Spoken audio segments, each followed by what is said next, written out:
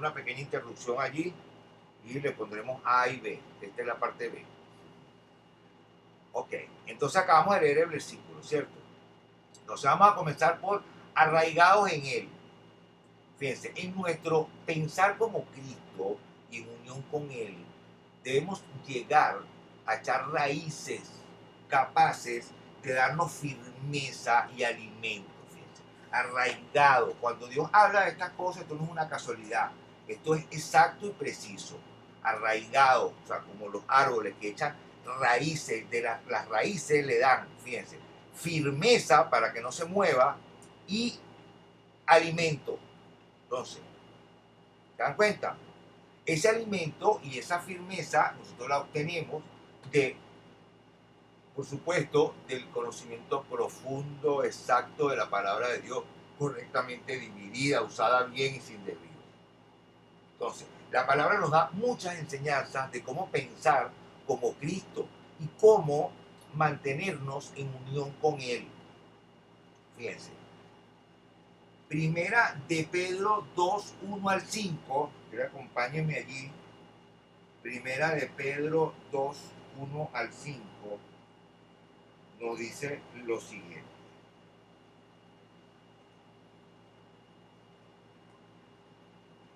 Desechando pues toda malicia y todo engaño, hipocresía, curioso la palabra hipocresía, ¿sabe qué palabra es? Actor. Actor, doble cara significa, doble cara. Antiguamente las actuaciones las hacían con una mascarita, se estaba riendo y se cambiaban de cara, ¿no? Doble cara.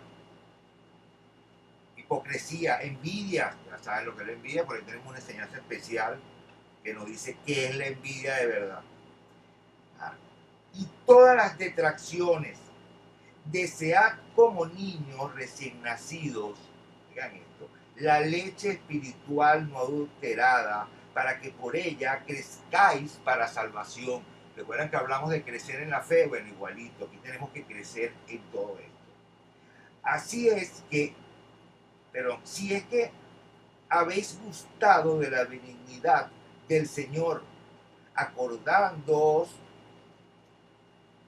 acercándoos a Él, piedra viva, desechada ciertamente por los hombres, mas para Dios, escogida y preciosa.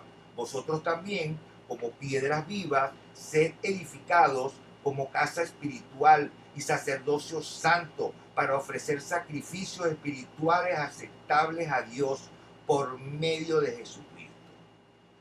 ¿Bien? Y Salmos 34,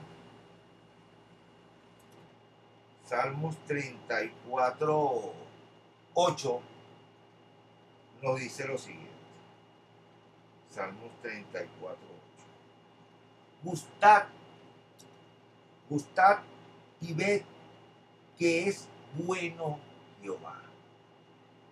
Dichoso el hombre que confía en él. Entonces fíjense, si como niños recién nacidos, de hecho lo somos, el que es renacido del Espíritu Santo, bueno, yo debo ser ya como un adolescente, bueno, yo creo que ya estoy más maduro, pero cuando renacemos del Espíritu Santo recibimos un nuevo hombre, un bebé espiritual. Por eso Dios habla aquí de leche, como niños recién nacidos, fíjense, niños recién nacidos. Entonces, si como niños recién nacidos anhelamos la palabra de Dios y bebemos esa leche espiritual, de hecho, cuando renacemos del Espíritu Santo, es necesario, si queremos vivir una vida distinta a la de los demás, si queremos vivir una vida distinta totalmente a la de los demás, una vida llena de poder, no de santurronería. Recuerden que estamos en la era de gracia. Claro, no estamos invitando a hacer cosas malas, pero estamos en la era de gracia. Y esa es la voluntad de Dios. Entonces, si nosotros anhelamos esa leche espiritual y empezamos a tomar nuestra leche, empezamos a crecer. ¿Qué pasa con los niños cuando le dan su leche materna?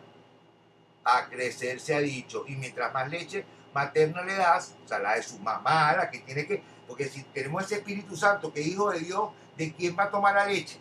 ¿Ah?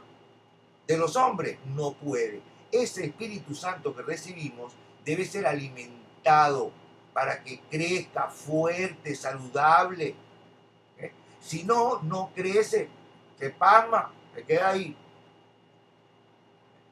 Entonces, eso hará, o sea, buscar y anhelar esa leche espiritual hará que crezca nuestro deseo de estudiar y de entender la palabra de Dios. Mientras más comemos, más hambre nos da. De hecho, hasta el ser humano.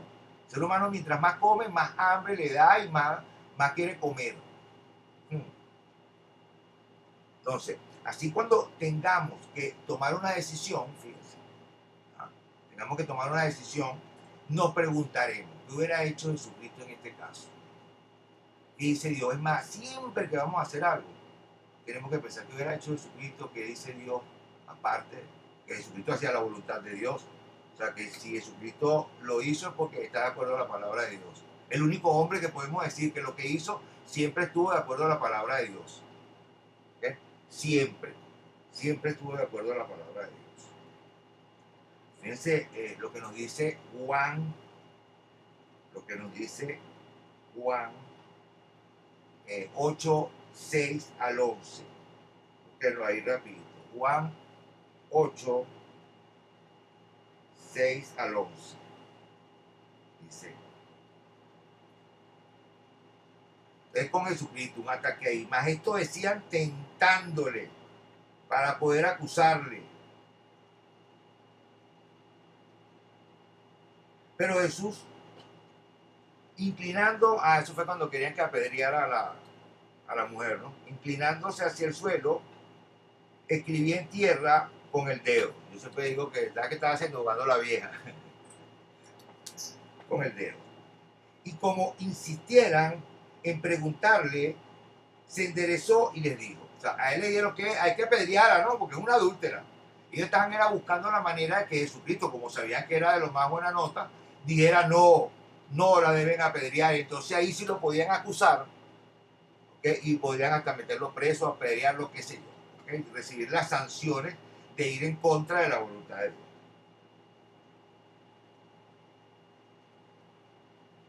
Ajá. Yo le dije. Y como insistieran en preguntarle, se enderezó y les dijo, el que de vosotros esté sin pecado sea el primero en arrojar la piedra contra ella. E inclinándose de nuevo hacia el suelo, siguió escribiendo en tierra, y ellos al oír esto, acusados por su conciencia, salían uno a uno, comenzando desde lo más viejo hasta los postreros, y quedó solo Jesús y la mujer que estaba en medio. Enderezándose Jesús y no viendo a nadie, sino a la mujer, le dijo, mujer, ¿dónde están los que te acusaban? Por medio de Jesucristo, mi hermano, no hay quien te acuse. Ninguno te condenó. Ella dijo, ninguno, Señor. Entonces Jesús le dijo, ni yo te condeno. Ahí le podemos poner hijita, vete y no peques más, o sea, y no le montes más cacho a tu marido. Claro, porque le va a decir, y, y anda y sigue volteando al hombre.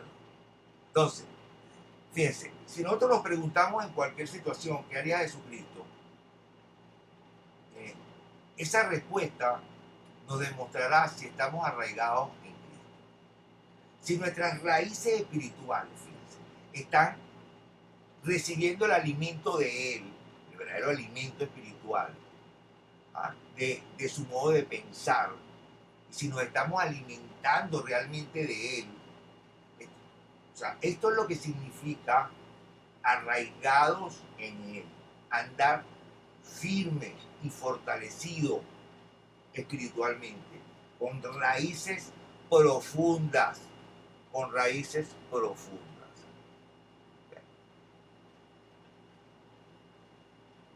Fíjense Vamos a buscar allí rapidito. Primera de Pedro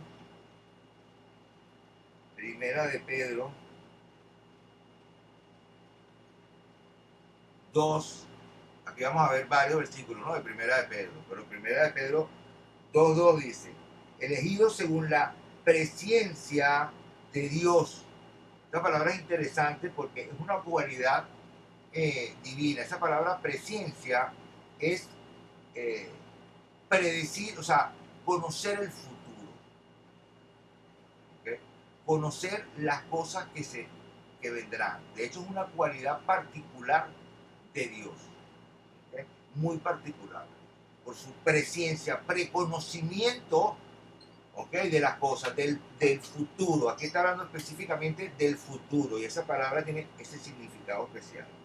Elegidos según la presencia de Dios Padre en santificación del Espíritu para obedecer y ser rociados con la sangre de Jesucristo. Gracia y paz os sea multiplicada. Aquí vamos a ver varios de estos versículos. Entonces vimos arraigados, ¿okay? Y sobreedificados en Él. ¿Okay? Sobreedificar significa edificar sobre o construir sobre. Imagínense un edificio, está el primer piso, después sobre el segundo, después poner sobre el segundo piso, tercer piso, cuarto piso, quinto piso, así, sobre edificar, o sea, hacer un edificio fuerte, con buenas bases. De hecho, por eso que en materia de construcción, Jesucristo es la piedra de ángulo, imagínense, la base de cualquier edificio. Un edificio se cae o no se cae dependiendo de su base, de su piedra de ángulo, que por supuesto está basada en los triángulos, ¿no? Que es la parte más sólida. Entonces, fíjense, sobre edificar, vimos entonces, es edificar sobre, construir sobre algo. Primera de Pedro 2:4, acabamos de ver el versículo 2. Aquí el 2:4 nos dice, para una herencia incorruptible, incontaminada e inmarcesible, reservada en los cielos para nosotros. Y ya va. Ajá. Y el 5:1 nos dice, no, perdón, pues, el 4 y 5, ya va. Ajá. Entonces, primera de Pedro 2:4 y 5, aquí está. Acercándonos a Él, sí, está leyendo que no era. Acercándonos a Él, piedra viva, desechada ciertamente por los hombres, mas para Dios escogida y preciosa. Vosotros también, como piedras vivas, sed edificados como casa espiritual y sacerdocio santo, para ofrecer sacrificios espirituales aceptables a Dios por medio de Jesucristo. Estos versículos los leímos anteriormente, pero ahora lo estamos leyendo aquí en este pedazo. ¿Okay? Y Primera de Corintios, vamos a ver, Primera de Corintios 3, 9 al 17, que nos dice, porque nosotros somos colaboradores de Dios y vosotros sois labranza de Dios, edificio de Dios. ¿Ven cómo Dios habla aquí, la figura literaria, la construcción, los edificios y todo? Porque la persona, bueno, el ejemplo que le daba, el ejemplo que ponían los apóstoles era muy sencillo. Y lo que ponía Jesucristo también, semillas, cositas que ellos conocían, maticas, ¿ok? Edificios que ya se conocían en la época. Entonces, versículo 10. Conforme a la gracia de Dios que me ha sido dada, yo como perito arquitecto puse el fundamento y otro edifica encima, pero cada uno mire, fíjese, mire cómo sobreedifica. Ese que interesante. Nosotros podemos edificar y sobreedificar, pero ¿sobre qué? ¿Sobre qué base? ¿Cuál es la piedra de ángulo? ¿Dónde vamos a poner ese edificio? ¿Cuál es la base de ese edificio? Entonces continúa. Porque nadie puede poner otro fundamento, bueno, que el que está puesto, el cual es Jesucristo. Ahí está, Jesucristo. Y si sobre este fundamento alguno edificare oro, plata, piedras preciosas, madera, heno, hojarasca, la obra de cada uno se hará manifiesta, porque el día la declarará, pues por el fuego será revelada, y la obra de cada uno, cual sea, el fuego la probará. Si permaneciere la obra de alguno que sobreedificó, recibirá recompensa. Si la obra de alguno se quemare, él sufrirá pérdida, si bien él mismo será salvo, aunque así como por fuego. ¿No sabéis que sois templo de Dios? Esa palabra es tabernáculo. Algunos me han dicho, se han confundido, porque yo les he explicado que los templos, estos edificios, no son la iglesia, son simplemente edificios. En esta época traducen templo, pero la palabra es tabernáculo, el lugar de donde se le adora a Dios. Ahora somos nosotros el tabernáculo de Dios. Entonces, ¿no sabéis que sois el tabernáculo de Dios y que el Espíritu de Dios mora en vosotros? Ah. Si alguno destruyere el templo de Dios, Dios le destruirá a él, porque el templo, el tabernáculo de Dios, el cual sois vosotros, santo es. Nadie se engaña a sí mismo. Si alguno entre vosotros se cree sabio en este siglo, hágase ignorante para que llegue a ser sabio. ¿Okay? En las cosas de Dios, por supuesto. Porque la sabiduría de este mundo es insensatez para con Dios, pues escrito está, Él prende a los sabios en la astucia de ellos. Y otra vez, el Señor conoce los pensamientos de los sabios, que son vanos. Aquí está hablando, por supuesto, de los científicos del mundo, de la sabiduría del mundo, que todo el mundo cree que se la sabe toda. ¿Okay? Así que ninguno se gloría en los hombres, porque todo es vuestro. Ok. Entonces, como templos de Dios, como tabernáculos de Dios que somos, debemos edificarnos sobre una base, sobre una roca. Esa roca, esa piedra de ángulo es Jesucristo. Ahí es donde vamos a sobreedificar nuestra vida. Tenemos que seguir sus pisadas, como lo vimos con el versículo de la sierva, que pone las dos patas y donde pone las dos de adelante, pone las de atrás. Nosotros tenemos que hacer lo mismo, pisar donde Jesucristo pisó, seguir sus pisadas. Y de esa manera, vamos a crecer. Vamos a crecer, a crecer y a crecer. Entonces, 3, confirmado en él, andar o pensar como Cristo lo hizo, es el resultado del conocimiento de la palabra de Dios y de la voluntad y de nosotros de actuar y vivir así. Nosotros tenemos que tomar la decisión. Y fíjense, qué interesante. A mí me gusta eso de seguir las pisadas de Jesucristo, porque no es como seguir a cualquier pastor o cualquier hombre de Dios que se la tiran de santurrones. Jesucristo no se la tiró de santurrón. Jesucristo fue un hombre normal. Véanlo. Cogió rabia, batió silla, vio con rabia, bebía su vino, lo llamaban borracho. ¿Ah? Su primer milagro fue convertir el agua en vino. Un hombre normal, pero con poder, operando poder del bueno de lo alto. Y vino fue a darnos la clase a nosotros, ya lo saben. Él es el consumador de la fe. Él vino a darnos la clase de qué creer y cómo es la cosa, para que nosotros lo hagamos también y sigamos sus pisadas. Entonces, cuando estamos pensando en unión con Cristo, cuando estamos participando de sus logros, estamos confirmando y garantizando nuestra creencia, dándole firmeza y apoyo.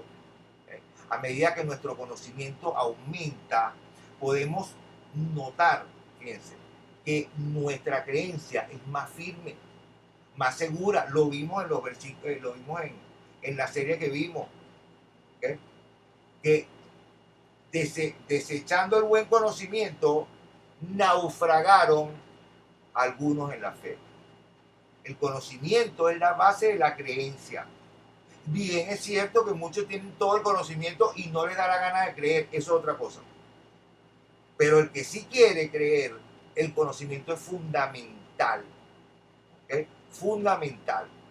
Los pensamientos humanos, la filosofía, las doctrinas, todo eso no están basadas en la palabra de Dios, ¿ok? Correctamente dividida, bien usada. Y lo que pueden es amenazar nuestra creencia, nuestra creencia.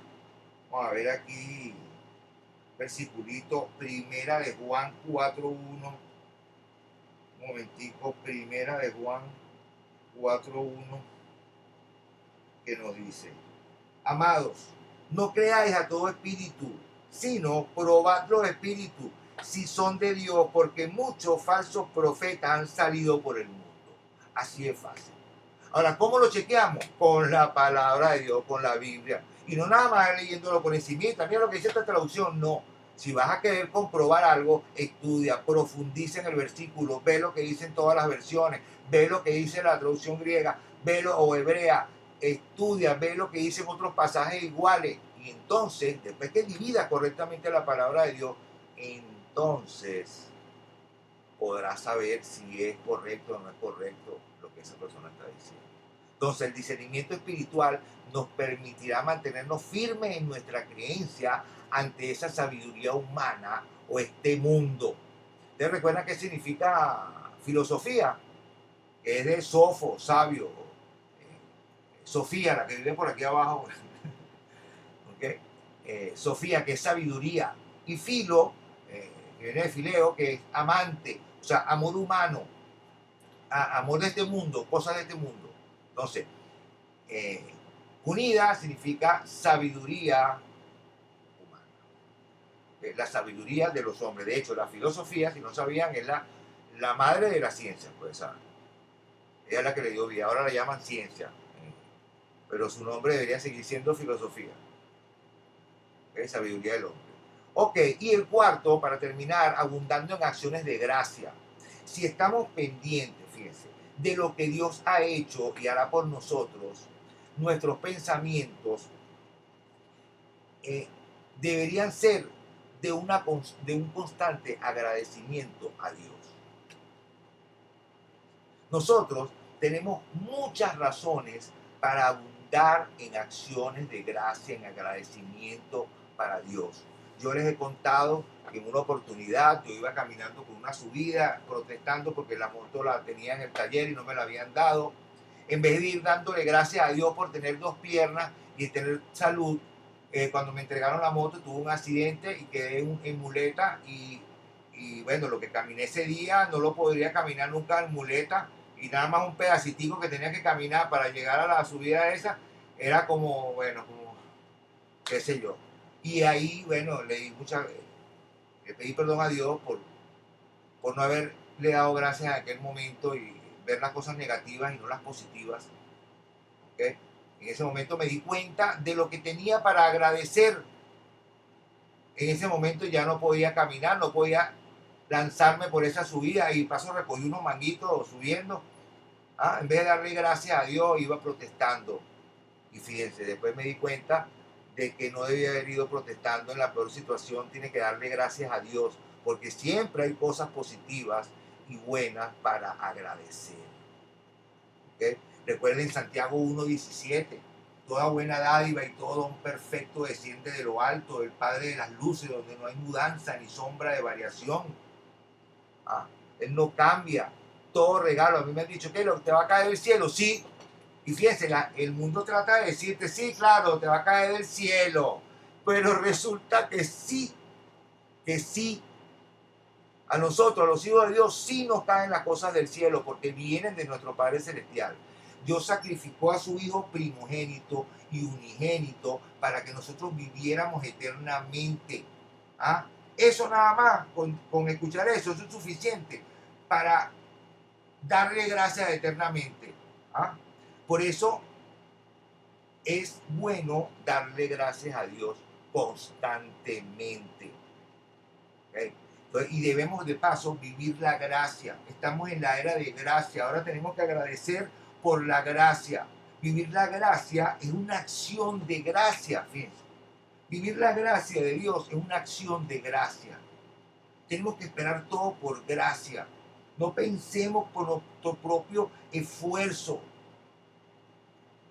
Ahí está Pedro, que entendió eso y empezó a orar. Ahora se le abrieron todos esos caminos, se le están poniendo las cosas mejor, porque empezó a pensar en la gracia. Dejó de pensar que su propio esfuerzo, ¿ok?, era el que iba a dar resultados. No. Claro, tienes que hacer un esfuerzo si estás, necesitas trabajo y Dios te da el trabajo. Bueno, échale pichón a su trabajo y cumpla con él. Entonces, en este mundo tan desagradecido, a Dios, nuestras alabanzas, mire, y nuestro agradecimiento deben sonarle en el oído así, era 4 nada más, 5. Ustedes han visto el pasaje donde Jesucristo sanó a 10 leprosos y solo uno se le volvió a agradecerle. Y Jesucristo le dijo, ¿y dónde están los otros? Qué barbaridad. Fíjense, de 10, uno fue a darle gracias a Dios, o por lo menos a Jesucristo que estaba ahí, que era que fue el que oró por ellos. No. Y yo veo gente que ha recibido milagros, que me han pedido orar por cosas, y después lo veo siendo mal agradecido con Dios. Y cuando le digo, le recuerdo, o como dice por ahí, le saco en cara lo que Dios hizo por ellos, se molesta. Siempre me dice lo mismo. ¿Qué te puedo decir? ¿Qué te puedo decir? Sino agradecerle a Dios. Has visto su poder, su amor sobre ti y parece que no hubiera ocurrido nunca. Entonces, ese tipo de oración, con acción de gracia a Dios es fundamental. Una oración con agradecimiento. Gracias, Padre, por todo lo que nos da. Eso nos ayuda a concentrarnos en la palabra de Dios, ¿okay? Porque esa acción de gracia nos permite darnos cuenta de todo lo que tenemos para agradecerle a Dios. A veces tenemos todas las cosas y no nos hemos dado cuenta y vivimos mal creyendo que nos faltan cosas y las tenemos todas. Entonces, esto lo debemos recordar. Recordar conlleva una bendición de parte de Dios, hermanos. Una manera de dar gracias a Dios es participar de las cosas de Dios y de lo que Él hizo por nosotros, caminando con Dios y su Hijo y hablándoselo al mundo, diciéndole al mundo lo que Dios ha hecho por ti y las cosas buenas que has vivido.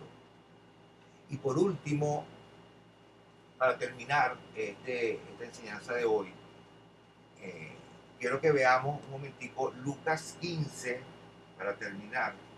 Lucas 15, 11 al 24. Lucas 15, 11 al 24. Fíjense. Dice, también dijo, perdón, un hombre tenía 2 hijos y el menor de ellos dijo a su padre, Padre, dame la parte de mis bienes que me corresponde, y le repartió los bienes. Esta es la famosa parábola del hijo pródigo, que para mí debería ser la parábola del padre amoroso y perdonador. Fíjense, véanse retratados aquí. Si la han escuchado otras veces, no importa. Véanse ahorita retratados ustedes aquí con Dios, como su Padre. ¿Okay? Fíjense lo que va a hacer Dios con nosotros, aunque nos hayamos portado peor que nunca. Cuando vayamos a Él y lo busquemos, Padre, me siento mal hecho, me he portado mal, Padre. Ya van a ver lo que Él hace por nosotros. Entonces el menor de ellos dijo a su padre, dame la parte de mis bienes que me corresponde, y les repartió los bienes.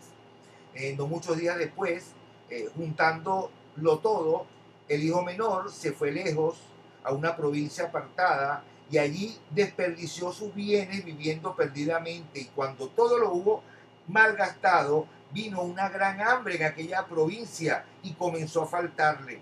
Y fue y se arrimó a uno de los ciudadanos de aquella tierra, el cual le envió a su hacienda para que apacentase cerdos. Imagínense ustedes el trabajo que consiguió, el trabajo que nadie quiere, el olor feo. Y deseaba llenar su vientre con las algarrobas que comían los cerdos, pero nadie le daba. Y volviendo en sí dijo: ¿cuántos jornaleros en casa de mi padre tienen abundancia de pan y yo aquí perezco de hambre? Me levantaré e iré a mi padre y le diré: Padre, he pecado contra el cielo y contra ti. Yo no soy digno de ser llamado tu hijo. Hazme como a uno de tus jornaleros. Y levantándose vino a su padre. Y cuando aún estaba lejos, miren esto, lo vio su padre. Y fue movido a misericordia, fíjense. Fue movido a misericordia, a perdonarle todo lo que había. Él sabía que lo que había hecho su hijo sin verlo, ya sabía que se había gastado todo, se había arruinado y venía por el piso. Como para decirle: sí, acá no te quiero, aquí no te quiero. Ya te di tu parte, tus bienes y tal, ya. Aprenda a ser un hombrecito y responda por sus acciones. Todo tiene una consecuencia, tú sabes, como piensa el mundo, como piensa un padre ejemplar de este mundo que tiene que educar a su hijo a que sea responsable. Realmente todo se enseña con amor. Sin amor no hay enseñanza verdadera. Entonces, fíjense, y levantándose, vino su padre, y cuando estaba lejos, fue movido a misericordia, y corrió y se echó sobre su cuello y le besó. Y el hijo le dijo: Padre, he pecado contra el cielo y contra ti. Ahora fíjense, el papá lo besó antes de que él le dijera: papá, perdóname. No, él no tuvo ni que pedir perdón. Él lo que tuvo fue que acercarse a su padre, buscar a su padre. He pecado contra ti y ya no soy digno de ser llamado tu hijo. Pero el padre dijo a su siervo: sacad el mejor vestido y vestidle, y poned un anillo en su mano y calzado en sus pies, y traed becerro gordo y matadlo, y comamos y hagamos fiesta. Esta es, no sé si han escuchado la canción de Richie Ray. Y el padre decía: vamos a celebrar, mi hijo estaba muerto, vamos a celebrar. Y el padre decía: vamos a celebrar, mi hijo estaba muerto, vive. Esa la sacaron de esta parábola del hijo pródigo, llamada del hijo pródigo. Entonces fíjense, dice: trae el becerro gordo. El becerro gordo era para ocasiones especiales, ¿okay? Y matadlo, y comamos y hagamos fiesta, porque mi hijo, muerto era y ha revivido, se había perdido y es hallado. Y comenzaron a regocijarse. Después llegó el hijo mayor, se lo voy a contar yo este pedacito. Llegó el hijo mayor y se molestó y no quería ni siquiera entrar, y el papá le dijo: hijo, ¿qué tiene? Bueno, tu hijo, se gastó todo y ahora viene y le gasta el becerro gordo y a mí nunca me has dado nada. Esto es para los que se portan bien, fíjense, para los hijos de Dios que se portan bien y ven a otro que no se porta bien, entonces, bueno, ese no se merece nada. No,